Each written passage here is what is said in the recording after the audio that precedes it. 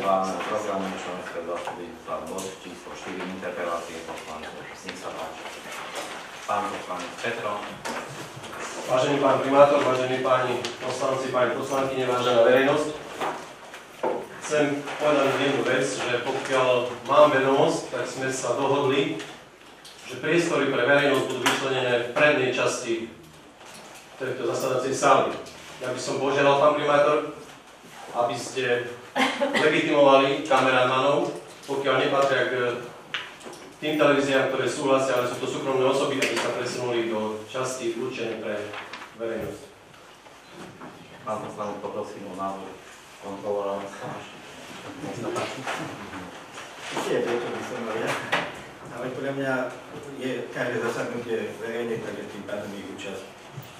Či vpredu alebo vzadu, to už je návrh. Sme sa dohodli, že verejnosť bude sedieť vpredu, a keď sú to súkromné osoby, tak poprosím, aby išli do zastupiteľstvo je verejné, takže tým pádom aj možno. To je môj návrh. Pretože nepracujú pre žiadnu televíziu, pokiaľ sa nepreukázali, že pracujú pre televíziu, s ktorou my máme dohodu na monitor kamerou, keď sú zábery. Ak sú to súkromné osoby, bolo by dobre, aby si sadli k verejnosti, keď môže celá verejnosť sedieť prede, mali by aj tí, ktorí si pre svoje súkromné účely tieto veci robia, sadnú takisto dobre.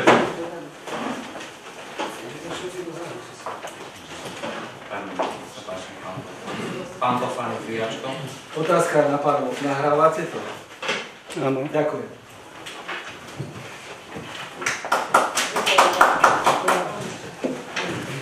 Pán poslanec Trvážno.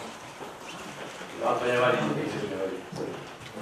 Dobre, pani poslanci, pani poslanci, nevyhlasujem trojminútovú prestávku. Pán poslanec Trvážno, tom sú to Trvážno na tom, že sa identifikovali a neurobili to na začiatku, tak toto právne. Dobre. treba dať do... Nech sa páči, pokračujeme ďalej. Môžeme do väčšej sále. Pán interpelát.